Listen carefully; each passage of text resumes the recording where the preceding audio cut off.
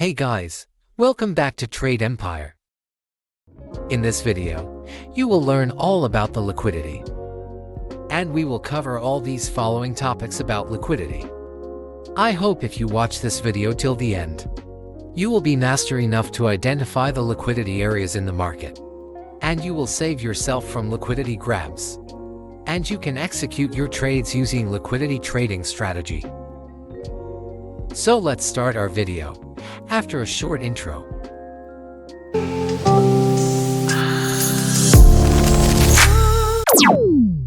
The first question is, what is liquidity? Liquidity means money or big orders that must need to be filled. As market always needs liquidity to generate its momentum. To move into any one direction, in simple words, liquidity is the fuel for the price.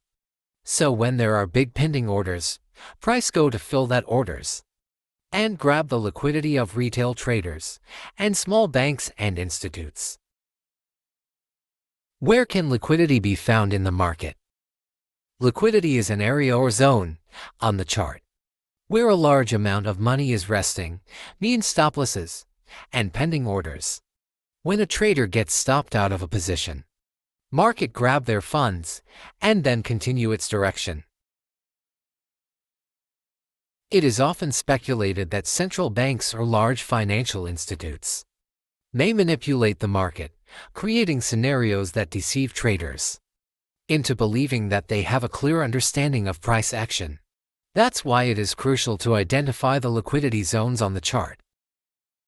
If you mark these zones on the chart, they will help you to provide insights into market dynamics and help prevent unnecessary losses. Liquidity can be identified in many different areas on the chart. Sometimes it can be under equal lows and above equal highs, because there is a lot of money and pending orders are resting on these areas. And then market trap the retail traders and grab the liquidity from these areas and stopped out retail traders and small banks and institutes, and then continue moving in its direction. Dynamic trend lines and channels. Liquidity zones can also be identified above or below the dynamic trend lines and channels, because there are a lot of retail orders and positions are placed here, and market needs to hit their stop losses and grab the liquidity to fuel its momentum. Order flows and order blocks. The area where significant orders are placed or pending can also act as a liquidity zone. Support and resistance levels. These specific price levels on the chart that acted as both support and resistance can also be the liquidity zones, because there are many pending orders and stop losses of retail traders are resting there, and market needs to grab them to continue in its direction. Daily candles body and wick. Liquidity can also be found near the body and shadow of the daily candle. Sessions highs and lows. High and low points of trading sessions can represent liquidity zones due to the increase in trading activity and participants' involvement. Fibonacci retracement levels. Many traders look for liquidity around key Fibonacci retracement levels, as these are some common levels traded by many professional traders. Now let's move to some practical examples. Let's take a look to understand the theory of liquidity. This will help you to understand that how price movement occurs in the market to illustrate this concept. Now let's suppose we have a structure like this. And here you can see that overall we have an uptrend, as price is breaking through the structure and making no higher highs. Next, we look for a valid break of structure to the upside. Once a new high is formed, we anticipate a price pullback towards this specific demand zone or point of interest to fill the inefficiency left behind. Always remember, before executing any trade, it is crucial to spot a liquidity sweep pattern that occurs before the price reaches our highlighted demand zone or point of interest. This pattern will indicate the absorption of liquidity and can provide you an opportunity to confirm the strength of the demand in our identified area. We use liquidity sweep as a confluence factor before executing any position. Now the theory is that the market requires liquidity to sustain its movement. And if somehow the price fails to sweep the liquidity before reaching any important point of interest, there is a high chance that price will utilize that zone as liquidity to fuel its momentum, and then it's not safe to trade. In that case, if we have a consolidation phase with equal lows, because our mission is to see the price sweeping the internal liquidity that has accumulated below these equal lows. This equal lows liquidity zone formed by the stop losses of retail traders who open their long positions here, and they think that price will not make a new lower low, and it will change its trend to upside from here. And after that, when we have received confirmation through the liquidity sweep, then our next objective is to see the price entering a higher time frame demand zone. And after that, we will move into the lower time frame, and we will look for any change of character there. Additionally, we have to identify a new point of interest in lower time frame, and after finding these things, we consider going long. And the target will be this swing high of higher time frame. And then we can see that after price reaching at our point of interest, it reversed to the upside and left a significant inefficiency behind, and has created an internal high, accompanied by a small pullback, followed by a sharp upside move. That resulted in a break of structure, and now we have another break of structure to the upside and a fresh swing high. And also a demand zone associated with the break of structure, which has much potential to reverse the price. But if we look here, we have another unmitigated zone near the break of structure. And maybe it can confuse you that which zone to trade. Now let me clear, this zone is not any demand or point of interest. It is just an inducement zone, created by banks and financial institutes. They are designed to deceive retail traders into taking buy or sell positions in the market, to create more liquidity in the market for them. So, I will recommend you to stay away from these areas.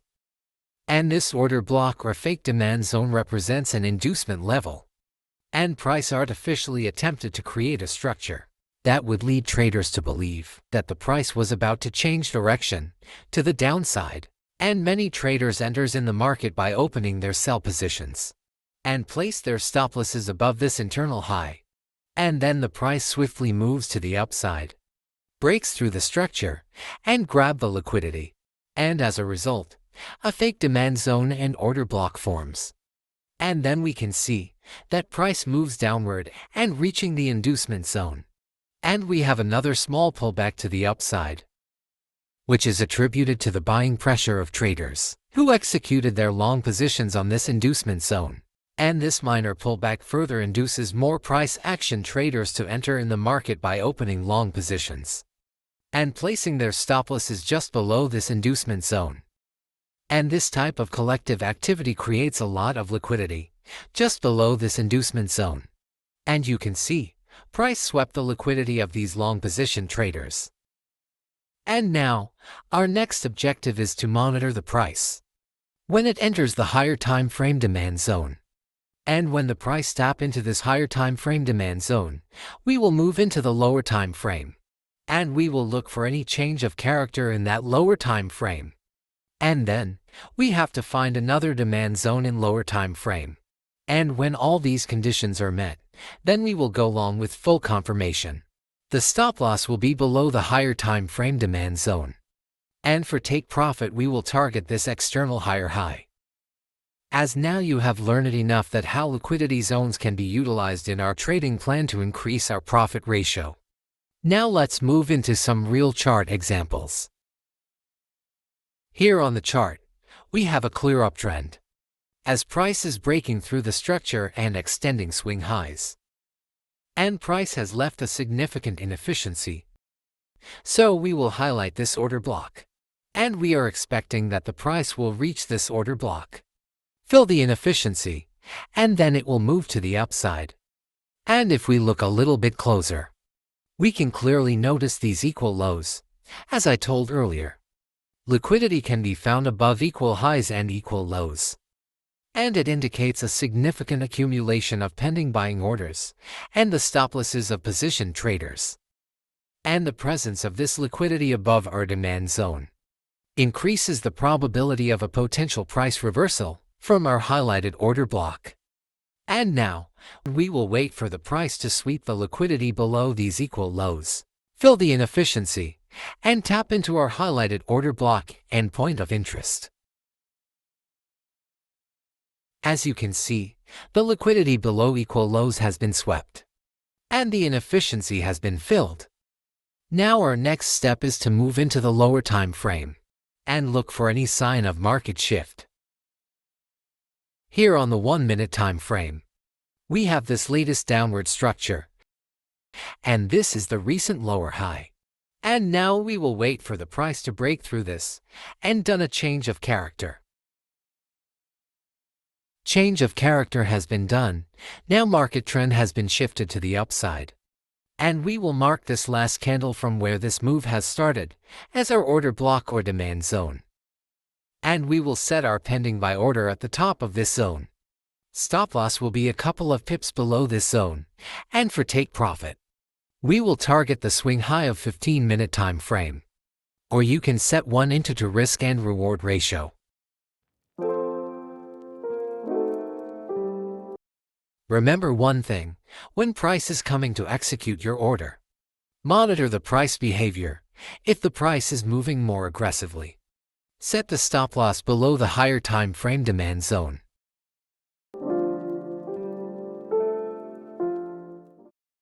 After full confirmation, we have a winning trade with high reward and very low risk ratio.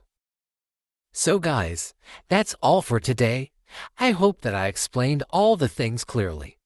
And if you are new to the channel, please hit the like button and subscribe the channel for more trading content. Wish you good luck for your trading journey.